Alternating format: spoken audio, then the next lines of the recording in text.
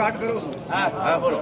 રખા દાદાની જય, ચાર ભાઈ ઉમાની જય, નમણનાથની દેવીની જય.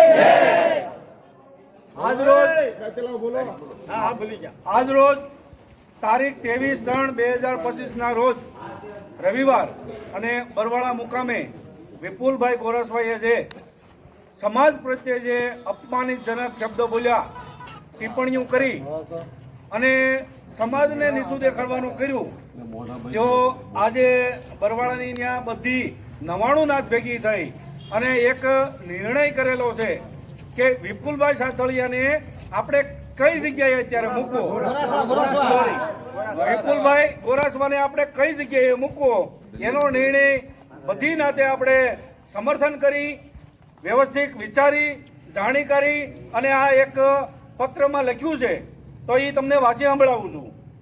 આજરોજ બરવાળા મુકામે ભેગા થયેલ વિપુલભાઈ સુરેશભાઈ ગોરાસભાઈએ જે સોશિયલ મીડિયામાં ટિપ્પણી કરી હતી, મારી નાત વિશે, ધર્મ વિશે અને ગોરાસુનું ખોટું ગામ કીધું, અપમાન કર્યું અને સારોડિયાની પેઢીને અપમાન કરી અને બરવાળાની પેઢીને, બરવાળાવાળાની સાતળિયા પરિવારને લોકલ કીધા, તો આ સર્વનાથ પંચ અને બરવાળાની પેઢીવાળા ભેગા થઈને નિર્ણય કરેલ છે કે સારોડિયા જઈને પાવતી લાવે.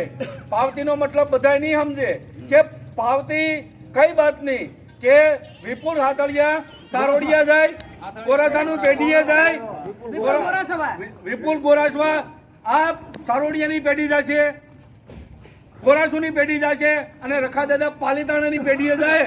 ત્યાંથી સમાધાનની પાવતી લાવે.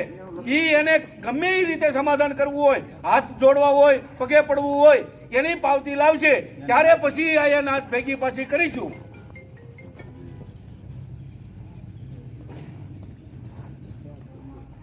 ત્યાં સુધી કરેલ સારોડિયા જઈને પાવતી લાવે અને ગોરાસૌ જઈને પાવતી લાવે અને ત્યાં બરવાળા વાળાની પાવતી લાવે અને પાલીતાણાના રખા દાદાને ત્યાં જઈ દંડ કે જે કઈ દંડ થાય તે કબૂલ કરે, તો પછી નાથ અને પેઢીવાળા સાતળિયા પરિવાર પાસે પછી તેને નાથમાં લેશે.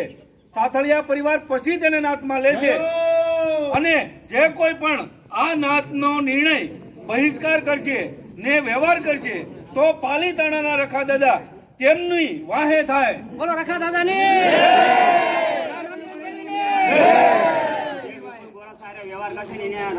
અને ભાઈ આ નોંધ છે કે આ અત્યારે જે લખાણ છું, આ પાવતી નહીં લાવે ત્યાં સુધી કોઈ પણ બંધ બારણે વિપુલ ગોરસવા સાથે વ્યવહાર કરશે, તો એને પાલીતાણાનો રખો દાદો એને ગરવા હે, ચાર બાયુ વાહ ગરવા હે અને સોગટનો રખો દાદો એની વાહે થાય અને જે વ્યવહાર કરશે એને ઈ પણ નાથબારો થશે અને નવનાથની દેવી એના ગરવા હે થાય.